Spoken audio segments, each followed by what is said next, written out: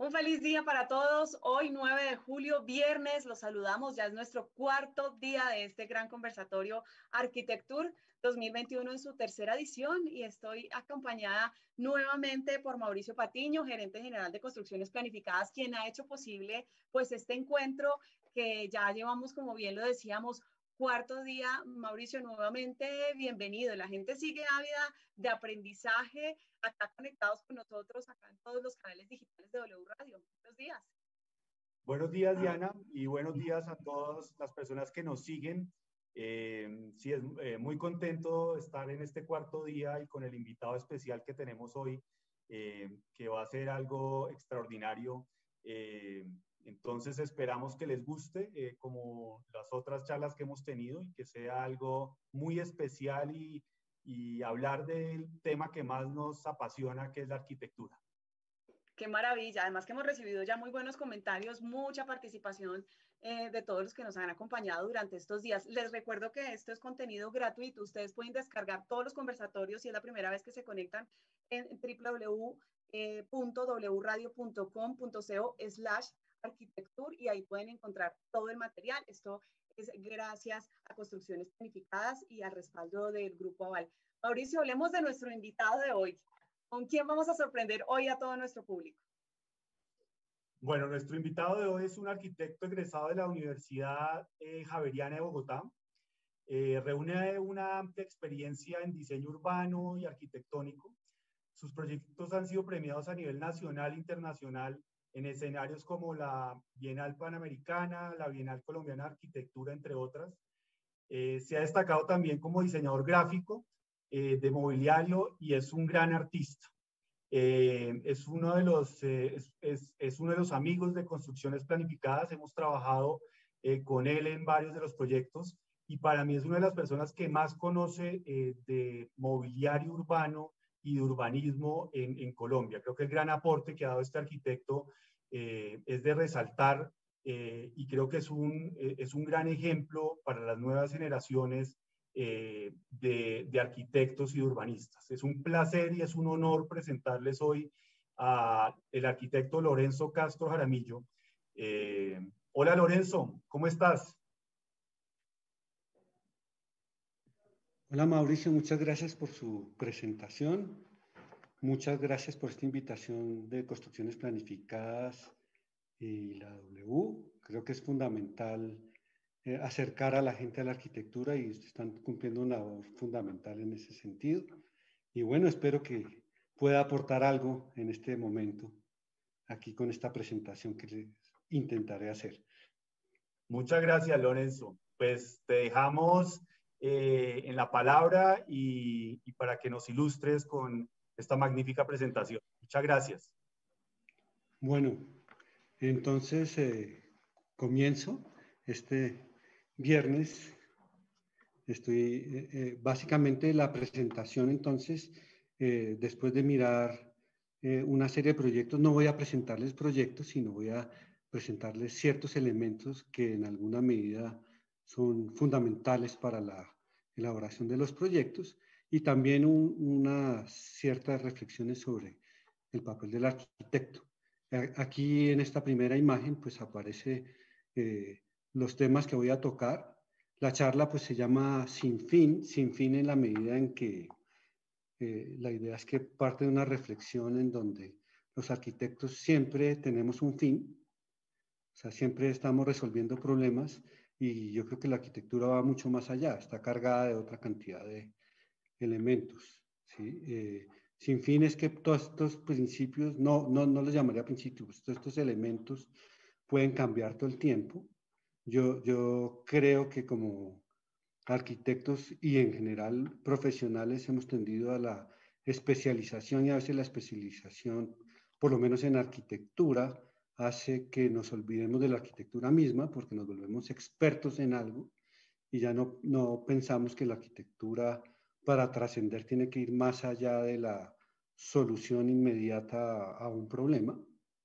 Entonces, pues estos elementos que están acá son los que identifico como dentro de mi trabajo, pero seguramente están cambiando todo el tiempo. Yo pues cuando hablo de esto, Por ejemplo, pienso en una silla y en el diseño de una silla, y el problema siempre será el mismo, es recibir a alguien que se sienta, un ser humano que se sienta en un momento dado. Y hay millones de sillas diferentes, y uno podría resolverla desde el aspecto técnico, pero se quedaría sin cargar la silla de otra cantidad de elementos de poética, de condiciones rituales o de otra cantidad de elementos. Entonces, para mí la arquitectura es imaginar mucho más allá cómo ese elemento se puede cargar, más allá de resolver un problema. Entonces, bueno, tengo estos elementos: el sistema, la base, el borde, la fachada, el agua, el jardín, la banca, el material y la ruina. Ahora para pasar. No me pasa. No pasa. ¿Qué hago? Ya. Bueno, quería empezar con esta imagen para volver a tratar de explicar qué hacemos los arquitectos. Este es un campo de flores en cualquier lugar, y una persona que mira esas flores, las mira con cuidado, empieza a mirarlas, empiezan a existir esas flores, y dentro de esas flores esa persona empieza a escoger las mejores flores, seguramente las flores que quiere escoger para producir algo, y finalmente las reúne, confluyen todas en un manojo de flores que comienzan a tomar se cargan de significados diversos. Seguramente esa persona está movida por el amor profundo, y va y le entrega esto a su pareja, que puede ser una mujer de la que está enamorada, o otro hombre, y esa mujer lo recibe cargada de todo ese significado, y además decide disponerla en un espacio determinado, de una manera determinada, y pues para ella significa, y el espacio además vuelve y se carga de todo lo que significan esas flores. Esta es una mirada también para hablar de la transformación y de la arquitectura.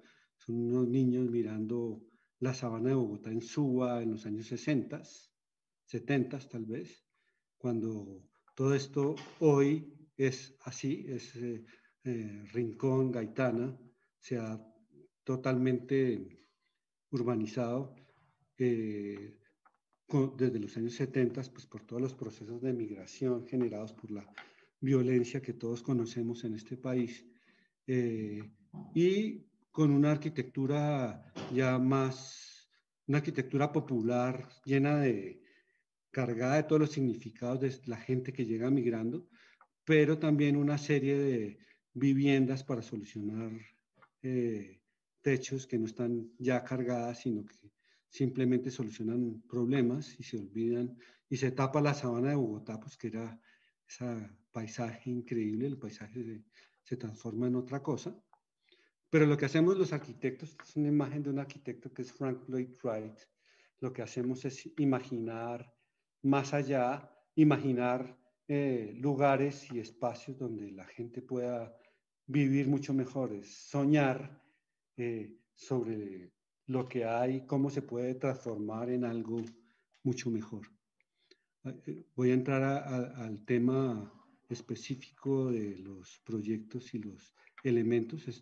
El sistema, pues bueno, esto es una frase de Jorge Eliezer Gaitán, que fue el líder asesinado en el 1948, que tenía la posibilidad de ser presidente de Colombia.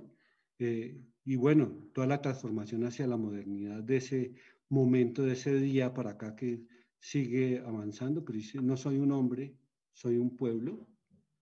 Yo pues digo, no soy un edificio, soy una ciudad.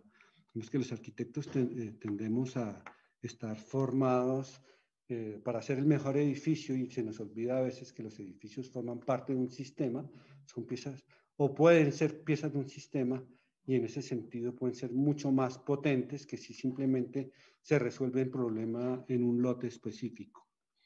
Esto es un plan maestro para el acueducto de Bogotá, y cómo entonces un edificio es el rojo que está abajo, que es el Centro Operativo del Agua, el CROA, forma parte de un sistema mucho mayor con el acueducto que está al lado de la Feria Exposición, que son esos pabellones blancos diagonales que vemos ahí al lado del Centro Nariño también, y el Centro de Convenciones.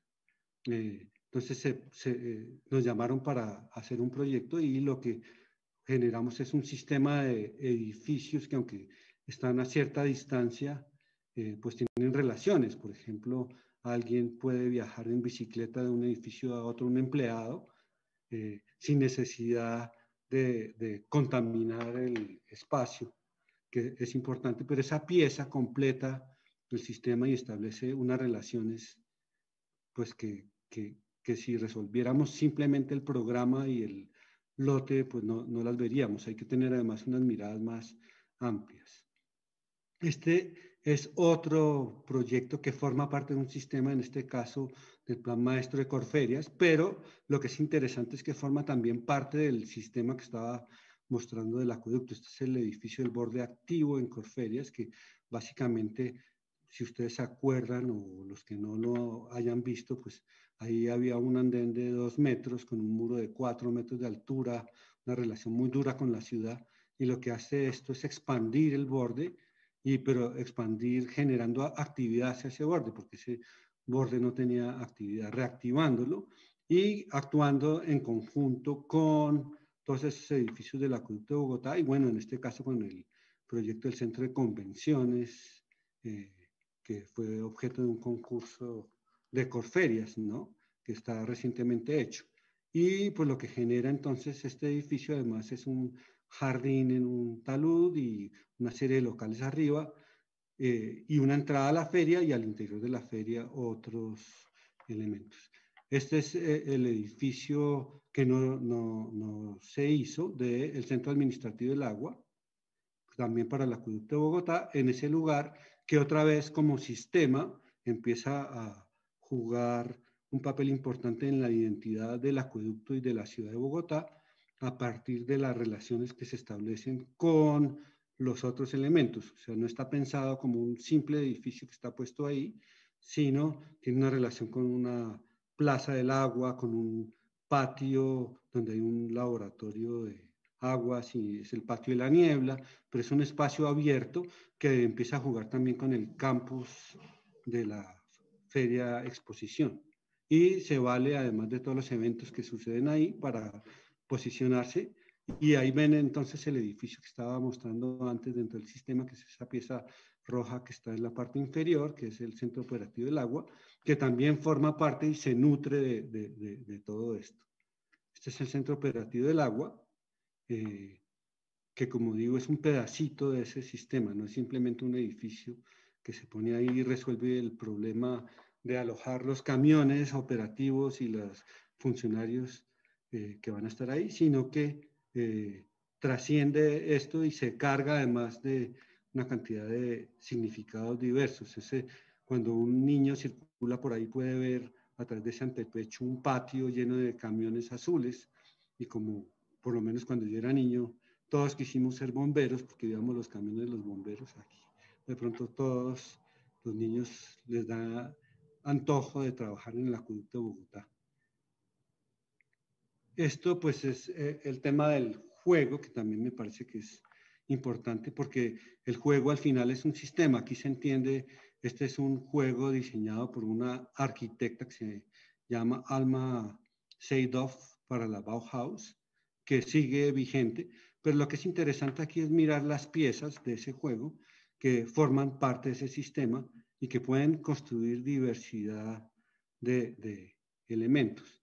Y en ese sentido, pues para la Bienal de Arquitectura Colombiana se hacen un concurso en donde piden elaborar un elemento que se entregue como trofeo al Premio Nacional de Arquitectura, y lo que nosotros o lo que yo propongo es un sistema que parte de una pieza que es la mención de arquitectura y después el premio por categoría y finalmente el premio nacional. O sea, no solamente resuelvo el premio nacional con ese trofeo, sino que el trofeo más grande, forma parte de un sistema, y aquí pues aparecen simplemente un dibujo con proporciones áureas que generan ese sistema. Aquí están las piezas del trofeo hechas en bronce. Entonces ustedes ven unas más pequeñas, unas medianas y unas más grandes, y forman un juego parecido al que estaba mostrando de la Bauhaus.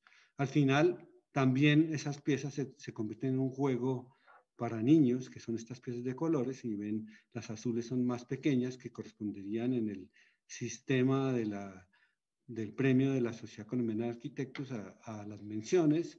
Las amarillas serían los premios por categoría y las rosadas serían el Premio Nacional de Arquitectura, pero en este caso no tienen ese significado, simplemente tienen valores de colores y tienen valores como piezas de construcción de un sistema que se puede manejar de acuerdo a la intuición de cada niño.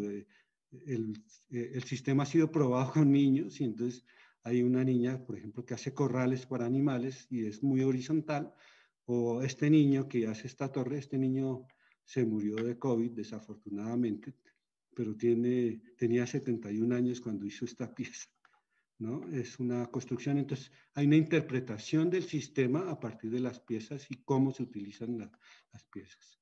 La base, esta es la pirámide del adivino en Uxmal, y pues simplemente quería anotar que toda esa arquitectura maya mexicana pues nos da una lección increíble. De hecho, John Hudson, que es el que hace la ópera de Sydney, escribe un texto muy bonito sobre toda esta arquitectura maya y lo aplica en la ópera de Hudson, en la ópera de Sydney.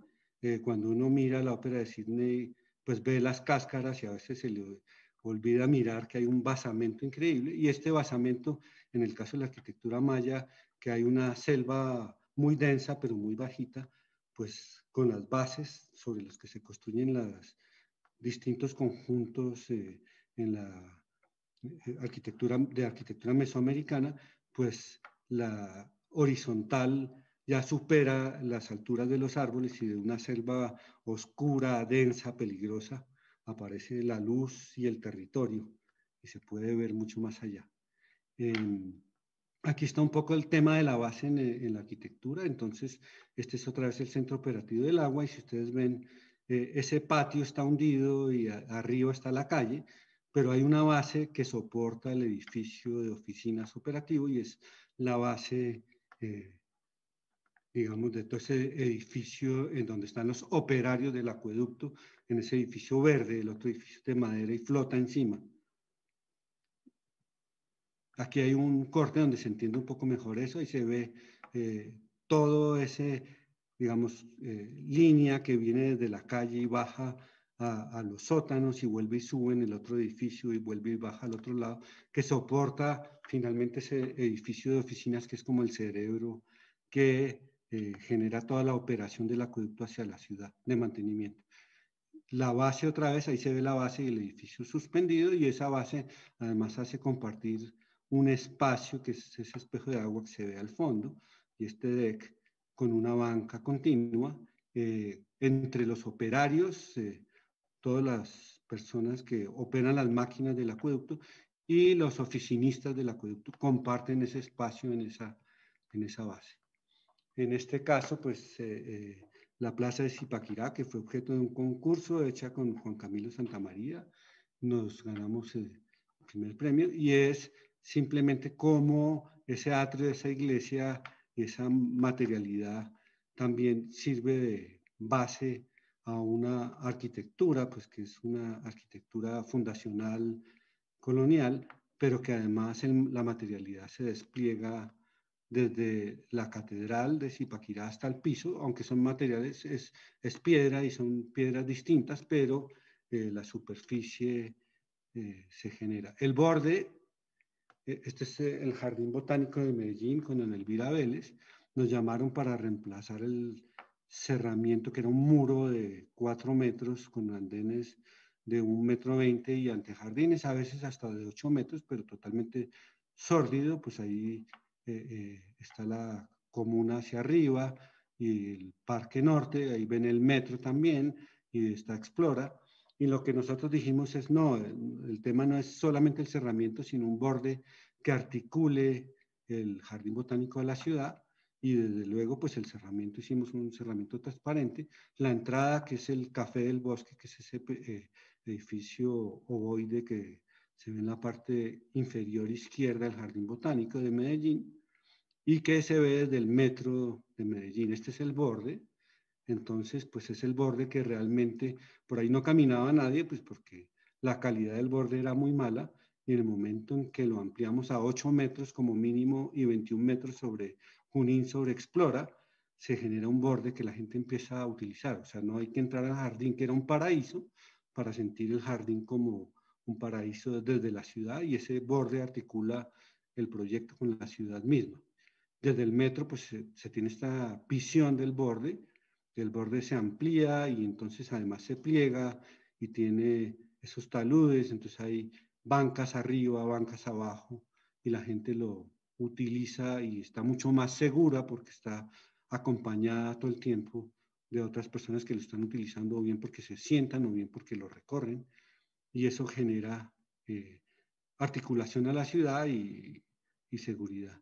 Es el Café del Bosque, que es parte de ese borde, es una pieza que, como hablaba antes, es parte de un sistema, es el sistema de borde del Jardín Botánico, y es básicamente la entrada al jardín a través de un patio mineral que tiene el edificio, pues es un café y un almacén, pero lo que importa aquí es más allá resolver la manera en que se entra al Jardín Botánico, que es desde un espacio que es silencioso, en donde ese patio solo ve uno los cerros y alcanza a ver el metro, y es un patio totalmente mineral, y se pasa de pronto a ese mundo verde vegetal. Aquí está una imagen de lo que estoy hablando. El jardín, pues en Colombia le tenemos mucho miedo al vacío, y si ustedes van hoy, eso está lleno de materas, el agua ya no existe, ¿no? Porque siempre hay que llenar el vacío, pero pues esto era la potencia de un espacio que, más allá que resolver un problema, está preparando a la gente a entrar desde la ciudad al Jardín Botánico de Medellín. Este otra vez es el borde, de hecho este proyecto se llama el borde activo, y es el muro que existía en Corferias, que les estaba hablando, de 4 metros, con un andén muy pequeño sobre la Avenida de la Esperanza, y cómo ese muro se retrocede y genera este espacio, pues que es de 21 metros, y que hemos podido poner una malla transparente en el borde, pero lo resolvimos con un edificio gracias a que Corferias estuvo de acuerdo, y ese edificio, como ustedes ven, tiene una relación hacia el exterior, con ese jardín, con subir y de pronto poder mirar al interior del recinto sin estar adentro, y hacia el interior del recinto una serie de salones. Entonces se produce un borde totalmente activo, y se produce un borde además ambientalmente muy agradable, que tiene además relación, ahí no se ven, con los cerros, con la cubierta, y esa cubierta pues puede uno pasar por ahí hasta el centro de convenciones a través del puente peatonal que existe. Este es ese espacio que genera la entrada a Corferias, y un poco pues se irá habilitando en el tiempo.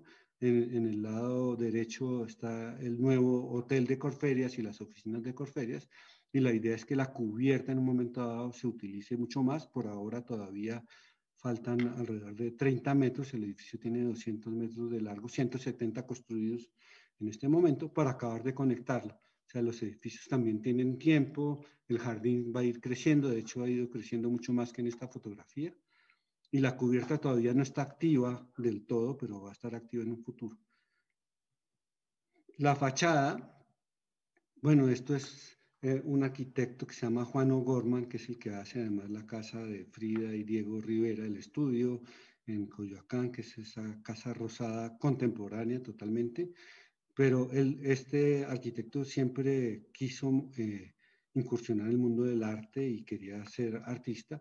Lo llaman en la UNAM para hacer la biblioteca, y él pues produce una pieza, a veces desde el arte producir piezas de tamaños metropolitanos o urbanos es muy difícil, pues este produce una pieza que tiene condiciones nacionales y retoma toda esa idea azteca y maya, y utiliza materiales como el alabastro. Entonces, ese es el depósito de libros que lo utiliza para producir un control sobre ese gran patio que plantea el plan maestro de la UNAM. Entonces, es finalmente una obra de arquitectura que se convierte en alguna medida en obra de arte y que trasciende su condición como simplemente arquitectura. Voy a hablar de la fachada de Argos, que es un concurso también que ganamos en la ciudad de Medellín para hacer un laboratorio que había comprado Argos. Y lo importante aquí es que es la materialización y el encuentro entre la universidad y todo el conocimiento e investigación académica y Argos, que es la compañía cementera más importante del país, que también hace investigación sobre el concreto. Entonces, este es un centro para investigar el concreto y es la unión de esas dos fuerzas y es realmente el conocimiento aplicado por Argos en todas sus plantas. Aquí, pues, se toma Argos, que es el gigante que protege la mitología griega, y aquí aparece muerto. Pues no voy a contar toda la historia de la mitología, pero le rinde un homenaje, se siente muy triste porque han matado a la persona que protegía ella y que además le ayudaba a proteger los elementos que ella tenía, y quita todos los ojos, porque Argos es un gigante que tiene 1000 ojos, 500 que vigilan y 500 que descansan, duermen. Lo matan, pero le quita los ojos y se los pone a la cola de un pavo real. Cuando uno ve un pavo real, pues es un homenaje de Hera a Argos. Y esto, pues, seguramente no se entiende del todo hasta que empieza uno a ver el edificio. El edificio lo que hace es guardar una serie de instrumentos de investigación, que al final son instrumentos pues, que tienen que ver con mirar con detenimiento. Y entonces, pues, las fachadas, se generan dos fachadas distintas. En este caso es una fachada que toma como tema el visor, entonces el visor, pues, en este caso mira desde adentro hacia afuera y desde afuera hacia adentro, y ese visor, pues, materializa una imagen del edificio. De noche se vuelven pequeños puntos luminosos, de día se vuelven espacios que son además técnicamente solucionados con concreto ultraliviano, con fibras de vidrio que se llama GRC, que se ponen en un muro, que es este muro que filtra la luz del sol, filtra el calor también, y hacia el interior pues genera una serie de corredores. Hacia el exterior está generando ciertas sombras que también refrescan el muro y tienen también además una condición de resolver la fachada que le pega todo el sol de la tarde en términos bioclimáticos, o sea, en términos de que funcione para generar confort al interior del edificio. Y la otra fachada, que es muy distinta, es que todo ese conocimiento que se produce a través de observar, de mirar a través de esos visores, se acumula en una biblioteca. Este es Carlos Cruz Díez, un artista venezolano que se murió hace poco, cinético, con el que queríamos trabajar la fachada. Hizo una serie de piezas muy icónicas, entre otras en el aeropuerto de Caracas hay un piso bellísimo que genera una identidad. En este momento que los venezolanos han tenido que salir, la pieza de Carlos Cruz Díez ha tomado aún más fuerza, nosotros pues pretendíamos trabajar con Carlos Cruz Díez, pero no fue posible. Entonces empezamos a hacer maquetas de papel con las piezas de Carlos Cruz Díez para entender cómo manejaba él todo este cromatismo y todo este arte cinético, y se convertía en arquitectura, y básicamente es la vibración además del color. Y cuando fuimos a hacer las fachadas, pues no fuimos capaces de reproducir la calidad de artista que era Carlos Cruz Díez, y producimos unas fachadas que pues a mí por lo menos no me gustan mucho, pero ya estaba totalmente definido el sistema que genera todo el tema de movimiento. O sea, el arte cinético es cómo se mueve a través de una pieza y la pieza va cambiando. Y tuvimos que recurrir a esta que se había ganado la Bienal de Medellín, que es Tomás Celo, argentino, el reflejo del color sobre la superficie. Por ejemplo, en este caso, módulos que al tener una superficie pintada, se refleja ese color sobre la superficie. Que todos tenemos fascinación por la luna, y la luna está cargada, y la cargamos un acumulador de sentimientos y de otro tipo de cosas más allá de simplemente la luna. Pues eso es un poco la luz reflejada del sol, que es un poco produce esa luz reflejada. En este caso, la fachada entonces tiene un reactivo con el concreto que es integral. El color se produce desde ahí, no desde una pintura. Las primeras micras del concreto reaccionan a este reactivo que se llama un silicato, reacciona con las arenas del concreto. Y el color refleja la luz sobre estas aletas de concreto que parece que se movieran, pero realmente están estáticas, sino que las personas se mueven alrededor de esta fachada, y ahorita ustedes ven unas dos franjas rojas y una blanca, y cuando uno se mueve al otro extremo se invierte, la franja blanca se vuelve roja y la franja roja se vuelve blanca, un poco como lo estamos viendo acá, y alcanzan a ver que las fachadas empiezan a teñir de rosado, y en el tiempo las fachadas con el sol y con las distintas atmósferas que se generan alrededor del día, pues están también en constante y permanente cambio. Este es el mismo edificio del Centro Operativo del Agua, de donde se aprendió muchísimo para poder hacer la fachada. Son módulos de concreto igual, se genera una persiana que era necesaria para generar aire en los talleres del acueducto, y pues la otra fachada que estamos viendo al final también lo que genera es la posibilidad del paso del aire y control de la luz. En este caso, por ejemplo, ustedes ven unas vigas que son aleatorias, porque normalmente las vigas están mucho más ordenadas, pero aquí no era necesario estructuralmente. Esos prefabricados además funcionan como columnas porque tienen unos elementos, o sea, al poner uno al lado del otro, ese vacío que ustedes ven ahí, se le ponen hierros y entonces se vuelve también parte de la estructura. Esta es otra fachada que también nos da pautas con relación a lo que vieron de los conos. Entonces la fachada del acueducto vieron una fachada verde, me imagino que pensando más en una fachada de las que están de moda ahora. Nosotros hicimos una fachada verde otra vez con silicato diluido que genera una fachada acuarelable, y esta fachada además le pasa el tiempo. Esos módulos prefabricados además entran la luz en un caso, y en otro caso se vuelven materas que contienen vegetación, y la fachada entonces, ese verde de la fachada se va a ir complementando. Se complementa además con todo el tema de las circulaciones. La escalera de emergencia, que normalmente es una escalera que ahora la encerramos, que no tiene ningún valor, sino simplemente como emergencia, y la volvemos hermética para volverla presurizada, o sea, inyectarle aire en caso de un incendio. En este caso, la escalera comienza a cargar de significado del edificio, va mucho más allá, forma parte de la construcción de una identidad y de una imagen. Y aquí pues ven ustedes que además la fachada le pasa el tiempo, es muy importante que le pase el tiempo. Más adelante hablaré de eso, pero si ven las muestras que están arriba, empiezan a dibujar con la lluvia el tiempo, y empieza a generar lo que llamaríamos un deterioro, pero un deterioro que también carga el edificio. Eso se ve claramente el prefabricado que se incrusta en ese muro, y hacia adentro pues es de color ocre, hacia afuera es verde, y a veces es matera y a veces es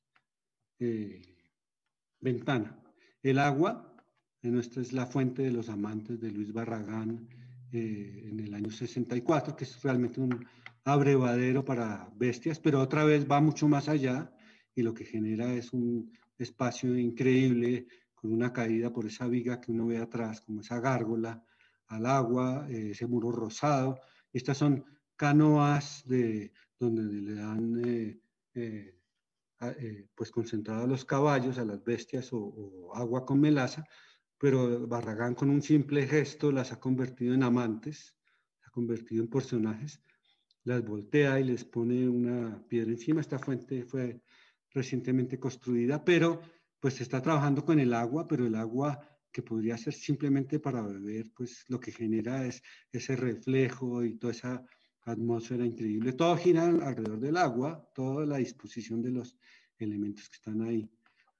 En este caso está la Rebeca, propuesta por un grupo de arquitectos, que es una investigación sobre monumentos, la recuperación de los monumentos, que es Cártel Urbano, y hecha con Philip Baez, pero básicamente pues es utilizar los elementos que estaban ahí, es generar un recinto que contiene la Rebeca entre la carrera 13 y la calle 10ª, recuperar, a veces se nos olvida que el paisaje circundante no es simplemente está ahí, es de fondo, sino que lo podemos utilizar como material de construcción.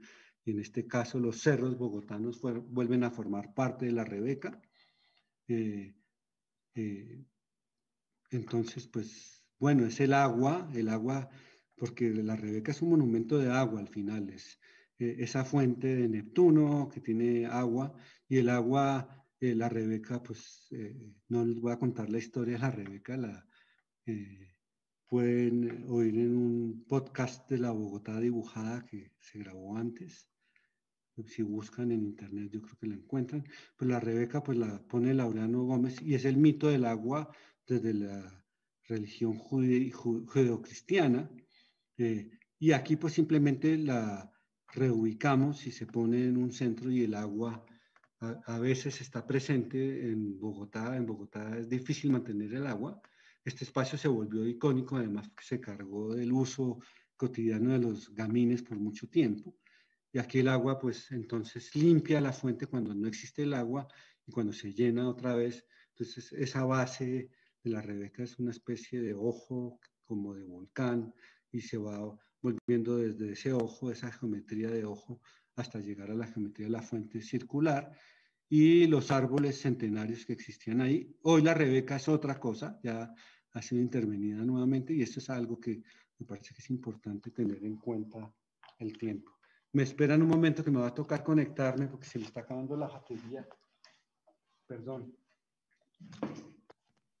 Claro que sí, Lorenzo, tranquilo, acá lo estamos esperando, está muy interesante la información, acá varias personas están queriendo participar y pues recibiendo sus preguntas, porque ahora ya que estamos culminando un poco la conferencia, de verdad, Lorenzo, gracias por toda esta información que nos regala, y pues los invitamos a que sigan participando porque vamos a tener ahora un pequeño espacio para preguntas. Bueno, no sé si voy muy largo, voy a tratar de acelerar.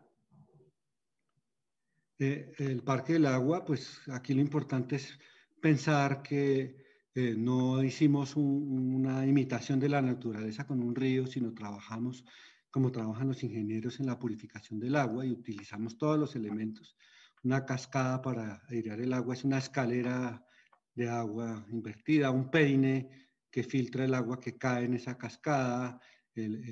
Bueno, se manejan además las piedras que seguramente serían de moho, pero el agua está presente porque acaricia, porque mancha, por otra cantidad de condiciones. Aquí, por ejemplo, el agua, todo el tema del caudal. Entonces, en el Parque del Agua en Bucaramanga hay posibilidad de tener agua con distintos caudales. Entonces hay ciertos momentos donde suena muchísimo, hay ciertos momentos donde el agua está a través de la mancha.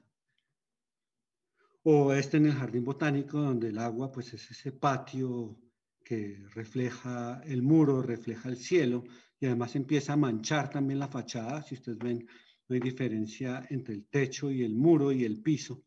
Todo es una misma superficie que se va manchando y que da noción del tiempo que le ha pasado al edificio. No es un edificio impoluto, y la idea es no mantenerlo para que tenga pátina en el tiempo.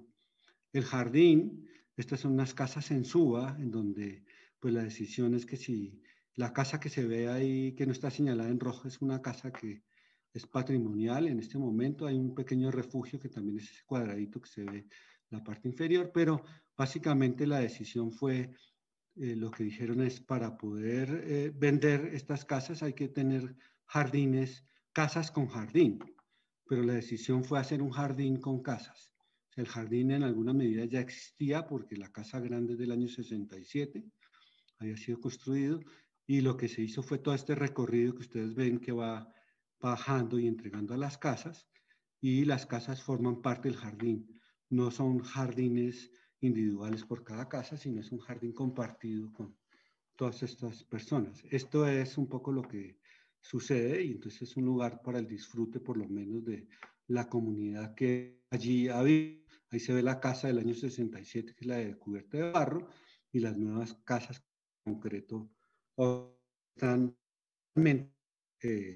forman parte de ese jardín generado en el año 67.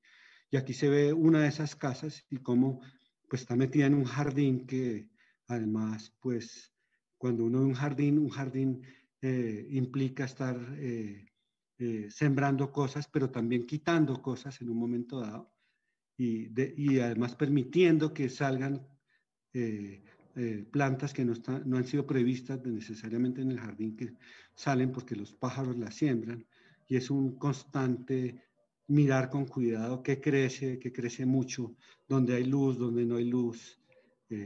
Entonces es muy importante pensar que hay que quitar muchas cosas para que el jardín pueda ser, que a veces se nos olvida como arquitectos también, que el ejercicio de la arquitectura es pensar también que para poder construir un lugar y construir un paisaje, que la arquitectura forma parte del paisaje, pues hay que quitar ciertas cosas. La banca, pues este es un pabellón en Ciudad de México que es hecho en un marco de un festival, un pabellón que debería durar una semana nada más, y está hecho con base en es un homenaje a un artista mexicano que se llama, mexicano-alemán, que se llama Matías Geritz, y todo el arte cinético otra vez, cuando uno se mete dentro de eso, vibra, y también cuando camina alrededor vibra. Está hecho con base en la idea de cómo se secan las maderas. Y finalmente prácticamente es una banca que se convierte en edificio. Ustedes ven las personas que están sentadas a la mano izquierda, es el origen de todo este pabellón. O en este caso, en lugar de juegos o de tribunas, aparece este elemento en el parque contemplativo campesino de Piedecuesta, Santander, y es un elemento que ustedes ven de un lado de una playa de gravilla, del otro lado de una cancha, pero es un espacio de una terraza roja para ser recorrida, y ese espacio de esa pirámide que recorre un poco, se vuelve un lugar que acoge a las personas que se sientan a mirar a las otras personas, pero también un lugar fascinante de juegos y de imaginación, que separa esos dos espacios, y un homenaje al land art, ¿no? Y a Richard Serra en este caso. El material, pues bueno, el material un poco como les decía, aquí pues son estas casas en Suba en donde lo que muestro es cómo el material está marcado por la construcción, en este caso concreto ocre, pero también, como había mostrado antes, está marcado también por el tiempo. En este caso hablo un poco de la ruina. Siempre que diseñamos en la oficina pensamos en el proyecto en ruinas para ser disfrutado por todo el mundo, y en el paso del tiempo. Digamos que la educación en arquitectura en los últimos tiempos se ha vuelto que no puede haber pátina, no puede haber deterioro. Claro, los materiales contemporáneos, más que deteriorarse, se dañan, se rompen, se tuercen. Pero bueno, este es un muro en Bucaramanga, un muro de contención en una carretera, y el ingeniero que lo hizo pensando en solucionar un problema de erosión de la montaña, y nunca se imaginó la belleza de espacio que iba a generar con las manchas y las plantas que iban a ir saliendo ahí. O el Parque del Agua, a través, como les decía, de la mancha que hace presente el agua. En este caso están apagadas todas las bombas y entonces el caudal no existe, no hay agua corriendo, pero la superficie de agua que hay se vuelve reflejante, y las manchas de toda la tierra y todo el agua que está circulando, pues aparecen mucho más fuertemente.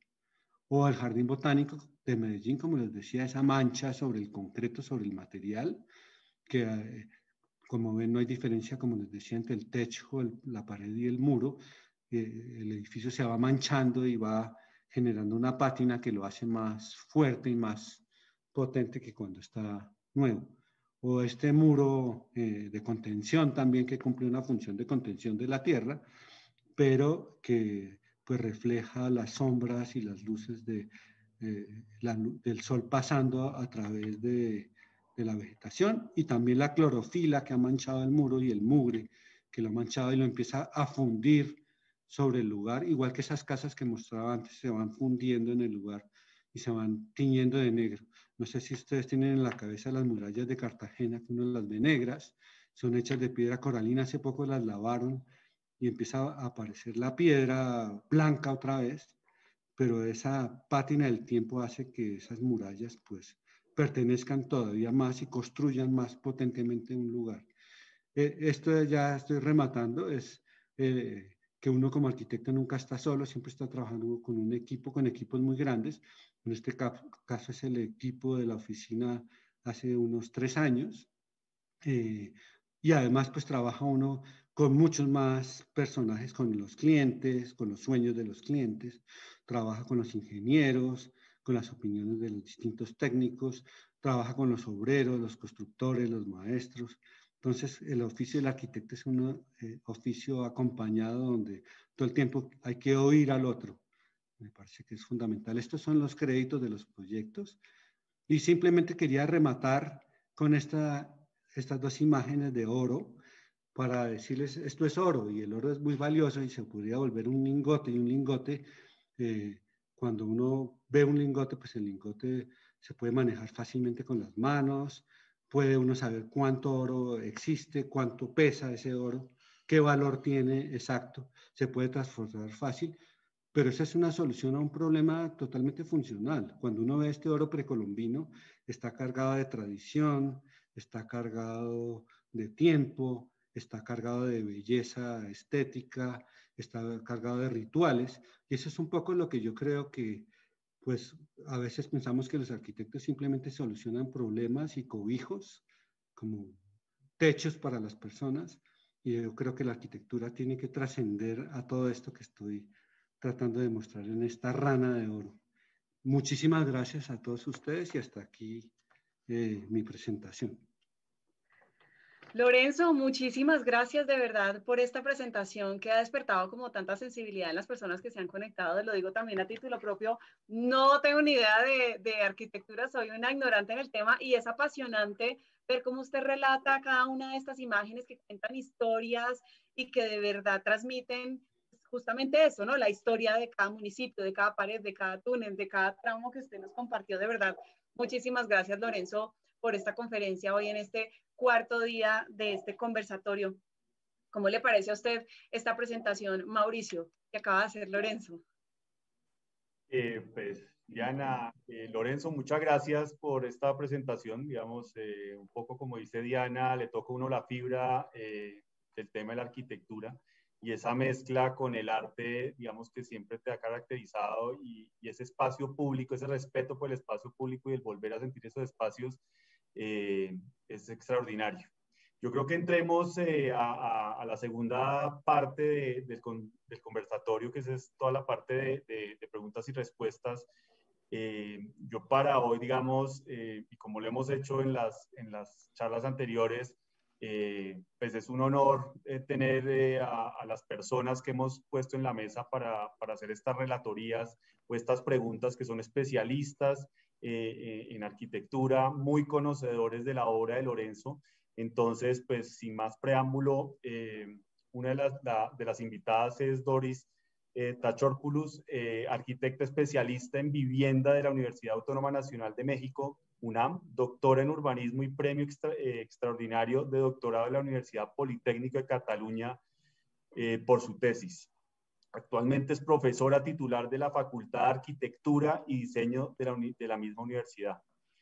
El otro relator que tenemos hoy invitado de lujo es Lucas Ariza Parrado, nacido en Chiclana de la Frontera, provincia de Cádiz, sur de España. arquitecto de la Escuela Técnica Superior de Arquitectura de la Universidad de Sevilla, con maestría en Arquitectura de la Universidad de los Andes en Bogotá. Actualmente es profesor asistente y editor de la revista The Arc en el Departamento de Arquitectura de la misma universidad. Y nuestro tercer invitado, que también fue expositor hace un año en arquitectura, Giancarlo Massanti, nacido en Barranquilla, ciudad portuaria del norte de Colombia. Giancarlo es egresado de la Universidad Javeriana de Bogotá, con estudios de posgrado en diseño industrial y arquitectura en Florencia, Italia. Ha sido profesor invitado en las universidades más importantes de Colombia y en el mundo como Harvard, Columbia y Princeton.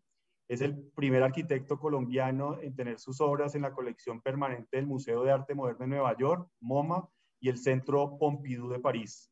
Actualmente es el líder del estudio del equipo de Massanti. Sin más preámbulo, le doy la palabra a Diana para que comencemos nuestro relatorio. Así es, muchas gracias Mauricio y Lorenzo, nuevamente de verdad muchísimas gracias. Recibimos muchos comentarios, desafortunadamente el tiempo no nos da para leer todos los comentarios que nos hacen a través de los diferentes canales de W Radio, pero es que esto queda grabado para que lo repasen porque yo sé que es mucha información y nos quisiéramos de Lorenzo, pero quedan ahí grabados para que ustedes lo puedan ver en el momento que quieran y repetirlo las veces que sea necesario y por supuesto también compartirlo. Vamos con la primera pregunta y es, ¿cómo es la experiencia de trabajar con OMA en el concurso del CAN en Bogotá? Una pregunta que nos hacen acá en redes. Bueno, Diana, quería hacer un comentario sobre lo que usted dijo. Yo creo que la arquitectura pues finalmente es una forma de vida y es una pasión absoluta y pues yo creo que la tengo. La arquitectura sin pasión es difícil porque se vuelve simplemente números y soluciones intrascendentes. O sea, la arquitectura lo que tiene es que trasciende los problemas y de hecho uno soluciona un problema, pero la arquitectura pasa el tiempo y lo supera uno en el tiempo y toma múltiples usos y resuelve problemas que uno nunca imaginó que fuera a resolver. Y genera otros problemas que tampoco imaginó que pudiera generar. El trabajo con OMA, pues OMA es Rem Koolhaas, pero yo trabajé realmente con la oficina de Nueva York, con Shohei Shigematsu, una oportunidad increíble, ¿no? De producir un proyecto para Bogotá y trabajamos de manera muy interesante la oportunidad que nos dio hacer este concurso de mirar de cerca cómo trabaja OMA y trabajar de la mano con ellos, o sea, como socios. Y finalmente, pues, lo que produjimos es algo de lo que estaba tratando de explicar ahora. Es una pieza, una pequeña pieza al lado del Parque Simón Bolívar del campus de la Universidad Nacional, que forma parte de un sistema mucho mayor y que resuelve un poco todo se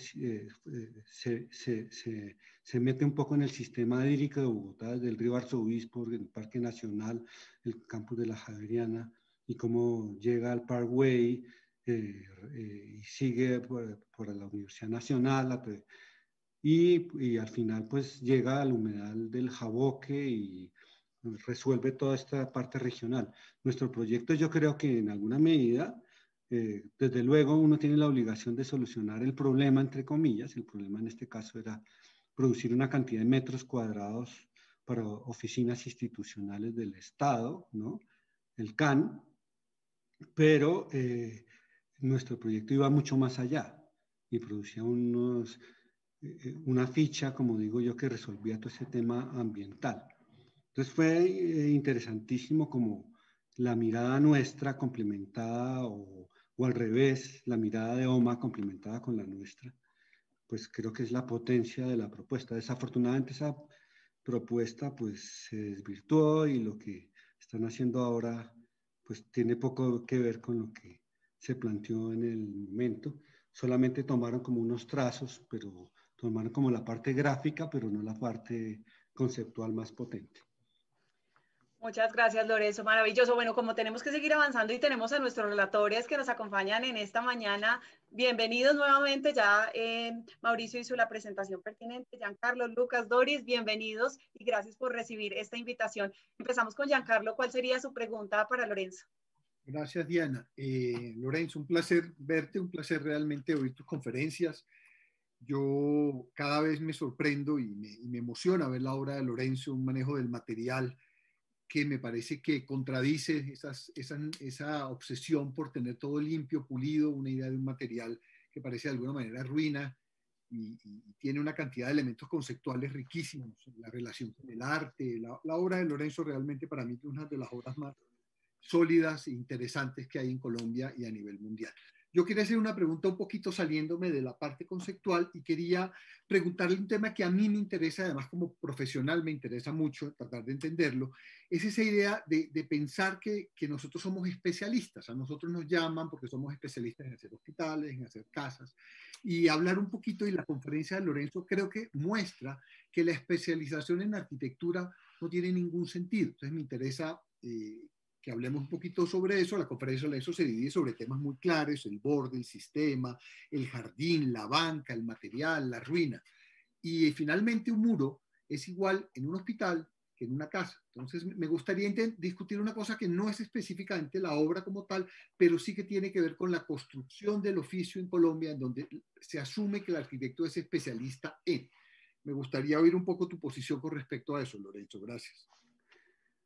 Giancarlo, muchas gracias. Pues para mí es muy emocionante estar aquí y poder continuar con conversaciones como las que tenemos con Giancarlo todo el tiempo. Uno necesita estar conversando con alguien. Un poco yo decía, uno no está solo como arquitecto. Y yo tengo conversaciones permanentes con Giancarlo que me enriquecen profundamente. Y esto pues lo veo yo como una continuidad de esa conversación en un momento dado. No, lo de los especialistas es, pensaría por ejemplo Giancarlo, para contestarle un poco su pregunta, en los concursos.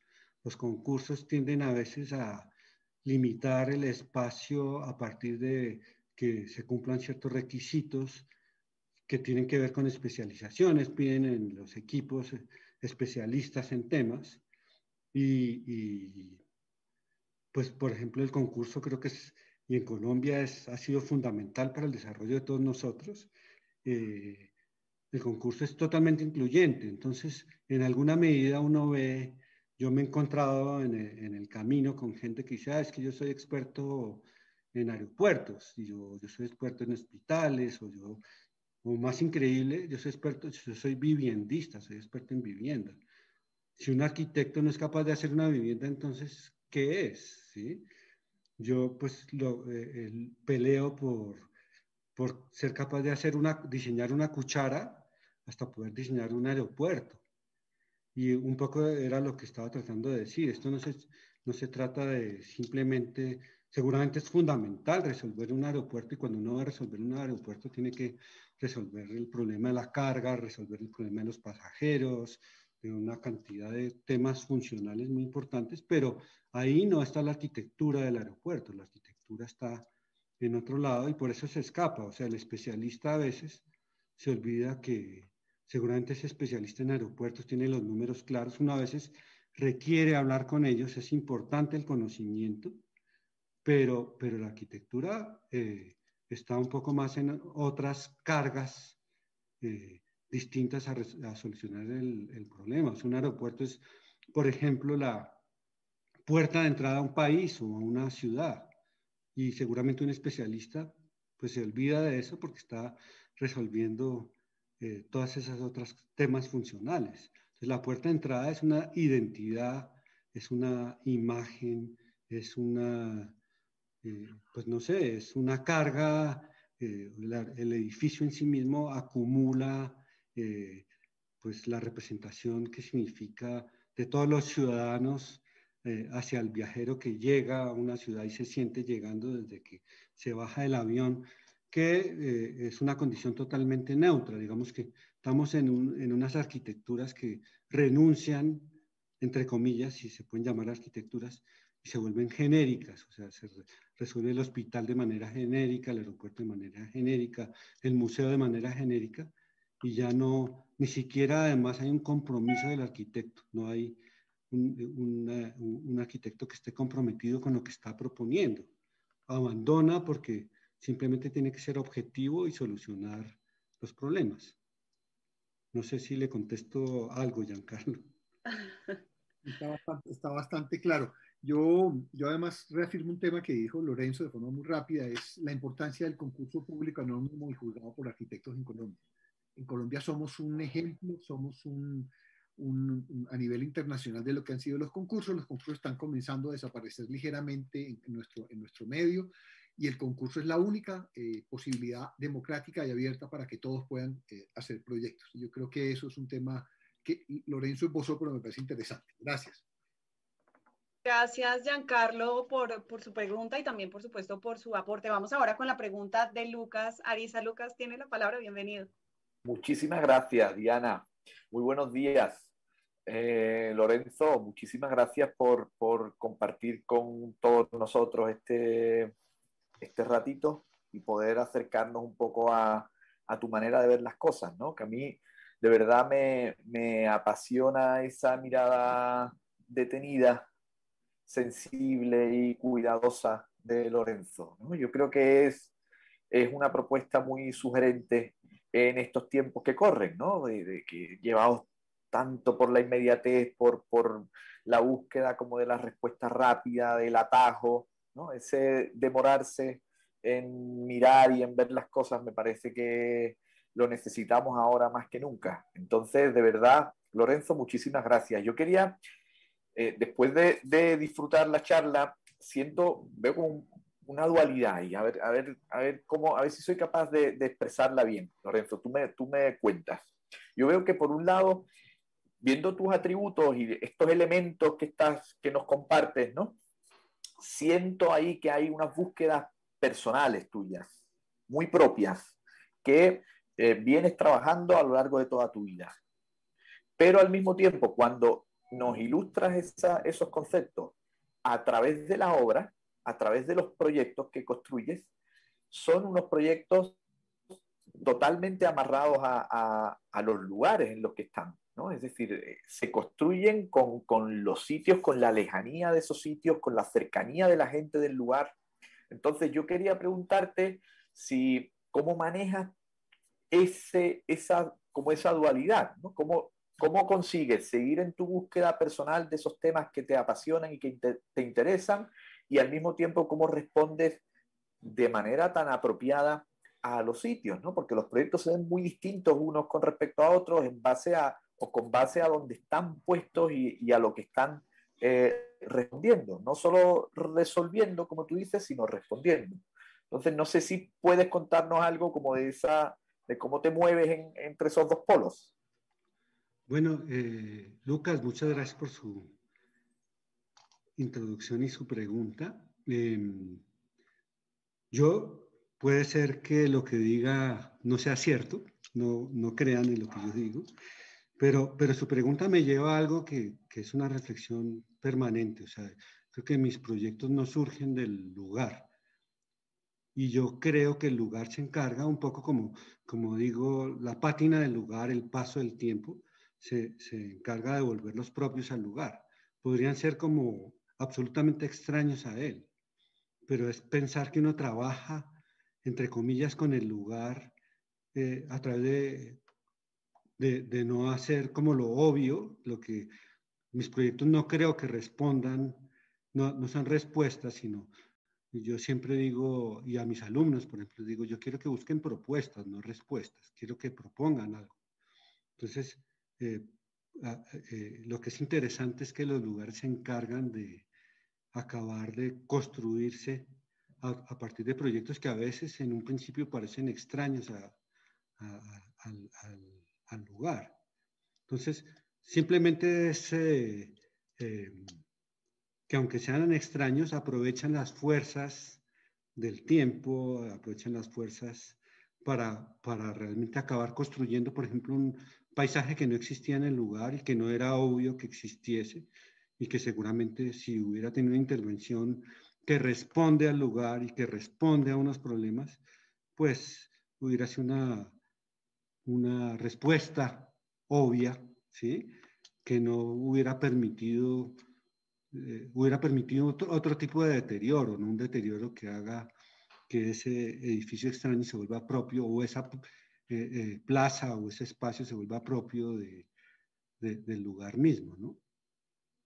Entonces, sí, a mí me interesa mucho tener como la conciencia de que como arquitecto estoy construyendo todo el tiempo un paisaje y por lo tanto también un lugar, o al revés, un lugar que construye un paisaje. A veces los arquitectos pensamos que el paisaje es algo que está ahí y que simplemente uno construye y uno lo mira el paisaje, punto. O que el lugar también es algo que está ahí a lo que hay que responderle, y resulta que tenemos la posibilidad de pensar cómo construimos ese lugar, cuál es el lugar que realmente queremos. Un poco esas primeras imágenes que mostré de alguien que selecciona unas flores determinadas y las agrupa de determinada forma, pues yo creo que esa es la potencia de la arquitectura y del arquitecto, es la capacidad de proponer qué es lo que selecciona, qué es lo que pone para crear un espacio digno para todos, un mejor espacio, un lugar que no existía, es crear ese lugar, ¿no? Gracias. Gracias, Lucas. Gracias, Lucas y Lorenzo. Bueno, ahora extraordinaria también intervención femenina, por cierto, en esta mañana, en este conversatorio. Doris, tiene la palabra. Bienvenida. Gracias, Diana. Buenos días a todos. En primer lugar, agradezco a Mauricio Patiño de Construcciones Planificadas por esta invitación y sobre todo por esta iniciativa tan fantástica que de verdad hacer llegar la arquitectura a Colombia y los pensamientos sobre la arquitectura hacía falta. También celebro mis contertulios, Giancarlo Massanti, por supuesto, y Lucas Ariza, y sobre todo gracias a Lorenzo por esa magnífica conferencia. Lorenzo, como amiga, pero también como profesora titular de la Facultad de Arquitectura y Diseño de la Universidad Javeriana, donde he venido ayudando a formar muchos arquitectos que están ejerciendo o que van a ejercer ahora. Hay algo que me llama la atención y que quisiera que hablara un poquito más de eso. Usted abrió la charla diciendo que la arquitectura va más allá de la resolución del problema, que para trascender debe ir más allá. Para usted, ¿qué es ese más allá? Porque usted asocia ese más allá con la metáfora respecto a otra arquitectura que ha trascendido, respecto al arte asociado a la arquitectura, ¿cierto? Como esa plástica que es arquitectónica también. Y quisiera que hablara un poquito más de eso, de cuál es ese más allá. Tiene que ver con la metáfora, con el arte, tiene que ver con el lugar, tiene que ver con su sensibilidad por el ser humano, porque todo eso está pues reflejado en la obra, ¿no? Bueno, Doris, ahora que usted habla, pensaba también en Lucas y en lo que dije al principio.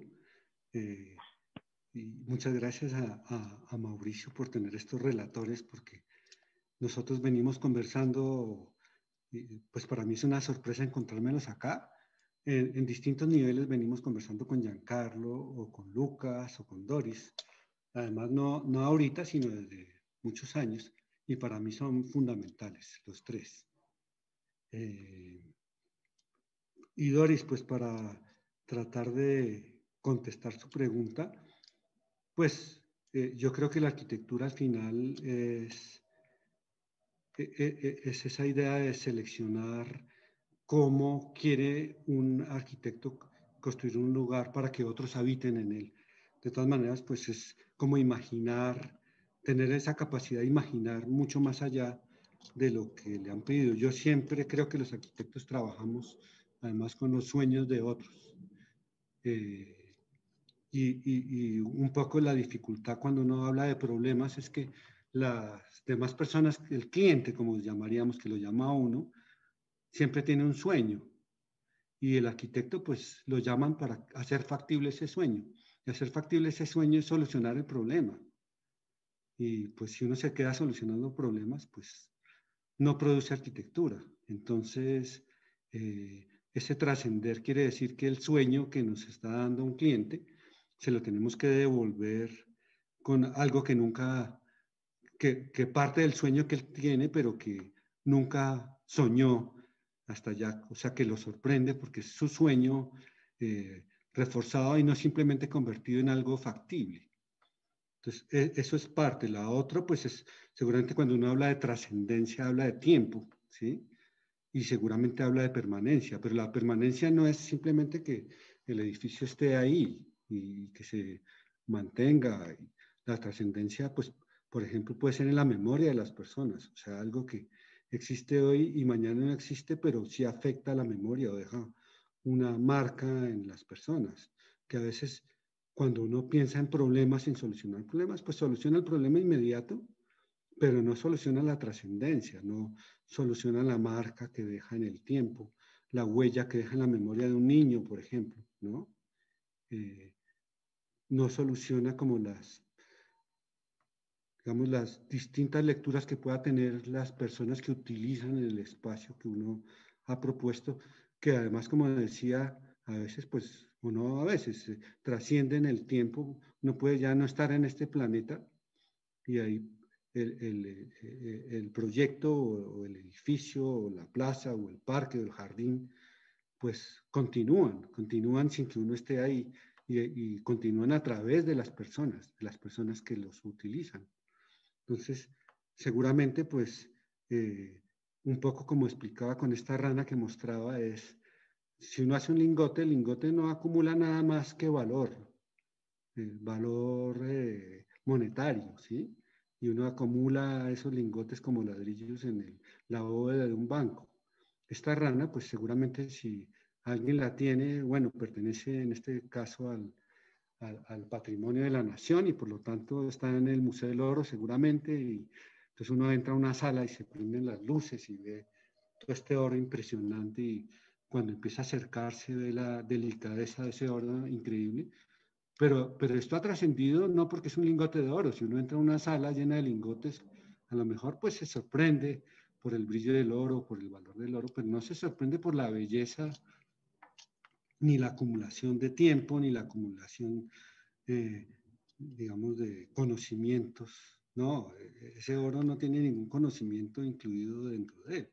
Entonces la trascendencia pues es eso. Es difícil de explicar y difícil de enseñar, por ejemplo, ¿no? Trato de explicarla, pero seguramente no lo logro, Doris. Gracias, Doris. Gracias, Lorenzo. Es realmente fascinante escucharlos hablar a ustedes. Acá tenemos muchos comentarios. La gente está muy contenta de verdad de recibir como toda esta retroalimentación y toda esta información tan valiosa. Entonces les propongo que nos vayamos para otra pregunta, ya como para ir cerrando, porque en realidad que queremos mucha más información. Entonces nuevamente le voy a dar la palabra al arquitecto Giancarlo para ya hacer como una última pregunta de cierre por cada uno de los arquitectos que nos acompañan hoy como relatores en este cuarto día de conversatorio. Así que, Giancarlo, tiene usted la palabra. Gracias, Diana. Voy a ser muy, muy concreto y es más una pregunta como operativa. Yo, cuando te oigo hablar, lo que encuentro es una relación entre arte y arquitectura muy profunda. ¿En qué momento la arquitectura es arte y en qué momento la arquitectura es técnica? ¿La arquitectura realmente es un arte? ¿La arquitectura es solo técnica? O sea, ese tema me parece que es fundamental en tu obra y además creo que tiene que ver mucho con esa imagen que se muestra de la rana y el lingote. Sí, yo creo que el arte es técnica. O sea, arte sin técnica no existe. Cuando uno mira cualquier obra de arte y que lo conmueve a uno, lo conmueve también porque la técnica en un momento dado puede conmover. Es la manera en que la utilizamos, ¿no? Entonces, yo no creo en arquitectura, yo creo que es mucho más difícil inclusive separar arte de técnica, ¿sí? Pero yo creo que la arquitectura aparece cuando la técnica está siendo utilizada en un sentido que va más simplemente resolver un problema, es cómo se materializa un proyecto en arquitectura a partir del uso de una técnica. Pues no seguramente proyectos high-tech que tienen algo de ese sentido, en donde la técnica pues es la imagen misma. Y hay otros proyectos donde la técnica desaparece en alguna medida a la vista cotidiana, pero está ahí sosteniendo de la trascendencia de la que estamos hablando. Entonces no creo, o sea, la arquitectura no se puede separar nunca ni del arte ni de la técnica. O sea, si le falla alguna de las dos, hay algo que comienza a no ser arquitectura. Se vuelve arte, quizá, y ni siquiera, porque yo creo que el arte necesita de la técnica, o se vuelve técnica pura y ya simplemente se utiliza es para resolver problemas. Tal vez lo vería así, pero la arquitectura en la medida en que tenga esos dos componentes, pues lo que logra es seguramente conmover, es hacer sentir un poco más allá de lo que uno siente cotidianamente, hacer sentir bien a las personas que acoge, ¿no? Pero eso se logra es a través del uso de las dos. O sea, el arte al final es una técnica también. Gracias, Giancarlo. Gracias, Lorenzo. Nuevamente tiene la palabra Lucas. Bueno, qué suerte esto de poder hacerle dos preguntas a Lorenzo. Lorenzo, yo estoy encantado porque en la conversación está y en la presentación también, me parece que casi está apareciendo con más fuerza. Yo estoy obsesionado con esto de las comparaciones, me perdonáis todos, ¿eh? Pero está apareciendo como con más fuerza el tiempo que el espacio, incluso, ¿no? Los arquitectos, los especialistas en el espacio, y estamos hablando todo el tiempo del tiempo, perdón la redundancia, ¿no? Hemos hablado de la trascendencia, hemos hablado de la historia, hemos hablado de la memoria, ¿no? Estamos hablando mucho del tiempo, y a mí me gusta volver un poquito sobre un tiempo muy corto que creo que lo has dado como muy por sentado, y nosotros que tenemos la suerte de conocerte sabemos que es una cosa como que una cosa muy personal tuya, muy propia, y que vas buscando en cierta medida, y que tiene que ver con la pátina de las cosas, ¿no? Y con el dejar que las cosas envejezcan, dejar que las cosas demuestren su tiempo, ¿no? Y otra vez me parece que esta vida que llevamos, que estamos muy pendientes de que eso no se note tanto, ¿no? Desde los cuerpos de cada uno de nosotros, ¿no? Los arreglos que nos hacemos en los cuerpos, hasta los constantes lavados de cara de las cosas para que no pierdan su brillo, ¿no? Y los tratamientos que le hacemos. A mí me sigue sorprendiendo muchísimo cada vez que te escucho hablar y que cuentas que tú estás buscando precisamente lo contrario, ¿no? Y que tú le ves una riqueza a ese paso del tiempo en las cosas.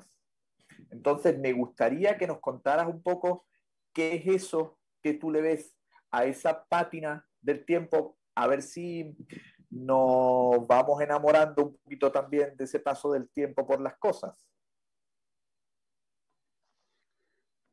Uy, Lucas, me mete en problemas usted para responderle esa pregunta, pero pues creo que lo he explicado un poco, no sé si bien del todo, pero tiene que ver otra vez con la trascendencia, con que lo que hacemos hoy nosotros como arquitectos, pues tiene un futuro mucho más lejano en el horizonte que nosotros mismos, ¿no?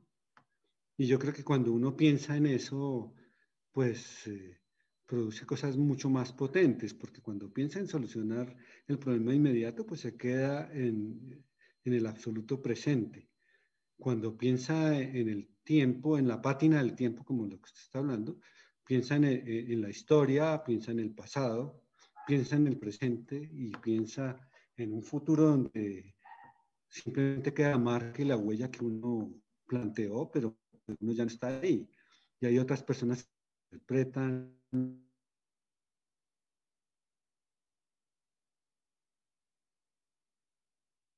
lo que propone va a seguir igual en 500 años, ¿sí? Seguramente, pues además requiere invertir unos recursos muy valiosos en el tiempo para mantenerlo, pero yo diría que es un poco también egocéntrico, ¿no? Mis ideas trascienden en el tiempo impolutas, pues hay que, y un poco pues hay edificios que si no los mantienen pues se desaparecen o sea que la mancha no les aporta nada, porque no están pensados desde ahí, sino están pensados es para trascender en el tiempo tal como fueron previstos, hechos y propuestos para solucionar los problemas y para ser utilizados por las personas.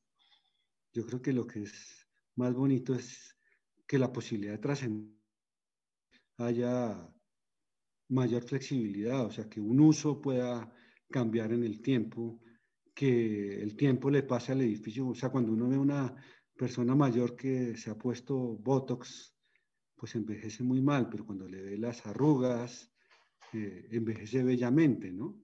Y se sabe que a lo mejor puede desaparecer, pero como decía, desaparecer puede ser también permanecer en el tiempo de otra manera, ¿no?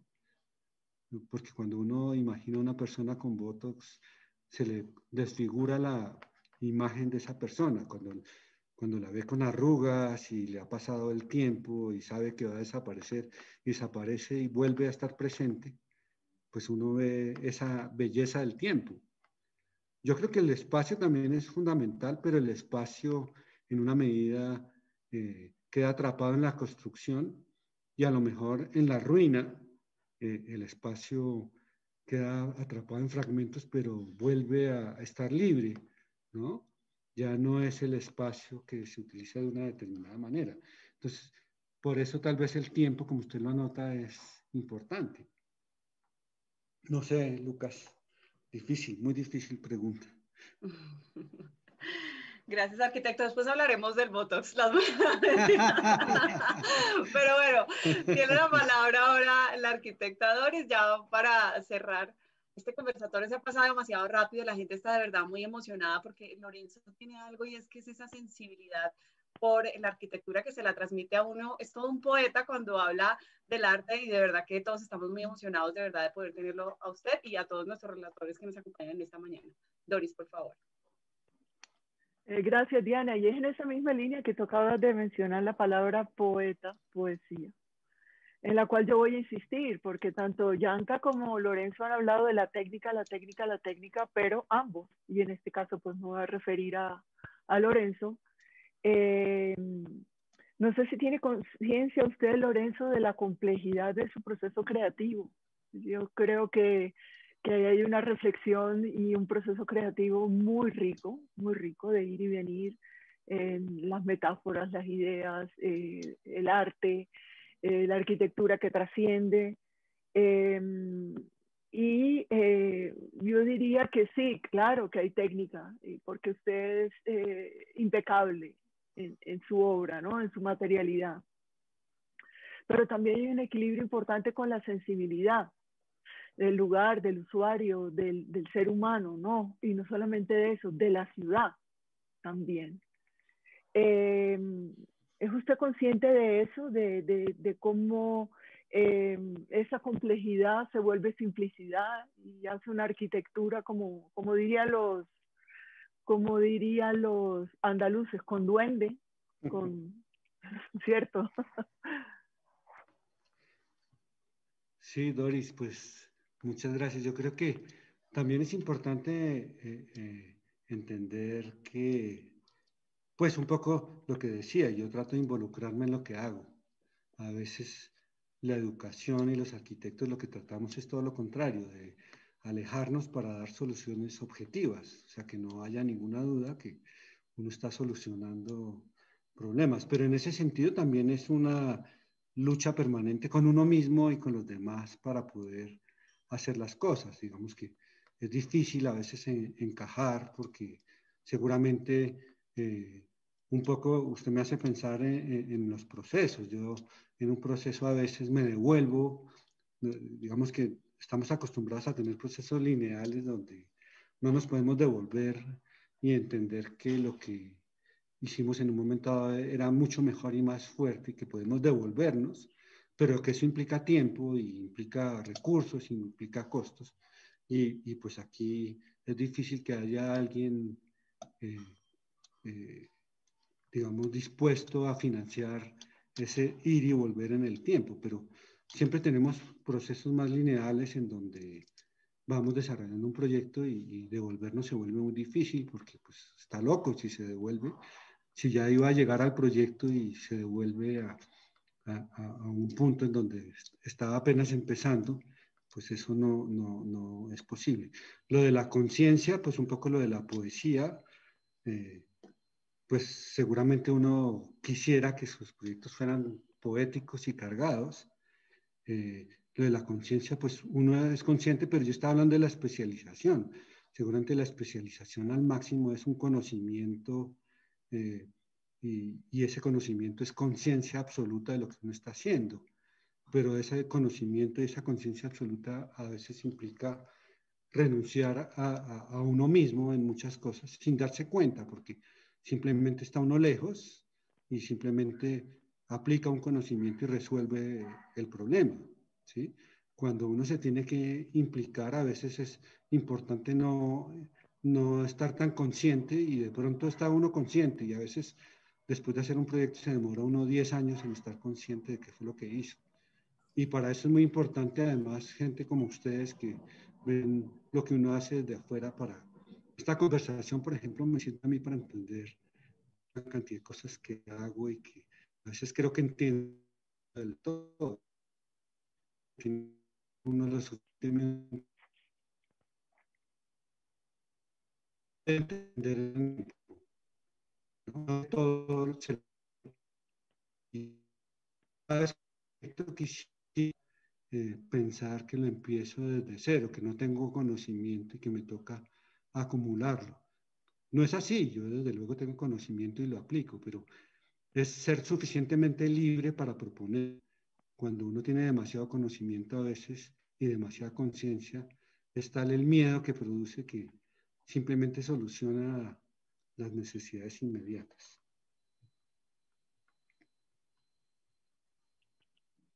Han apagado su... Gracias.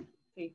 Gracias, Doris. Gracias, Lorenzo. Bueno, así damos por terminado este cuarto día, este conversatorio maravilloso con construcciones planificadas que ha hecho de verdad posible este encuentro que es tan valioso para todos, no solamente para los expertos como en un principio lo mencionábamos, sino para todos de verdad escuchar la forma como ustedes transmiten todo este conocimiento de una manera tan fácil de digerir, de verdad que es apasionante y para los que no estamos en el medio sentimos esta curiosidad por descubrir mucho más de eso que es la arquitectura, este arte maravilloso que ustedes nos transmitieron el día de hoy. Muchísimas gracias a Lorenzo de verdad por esa exposición.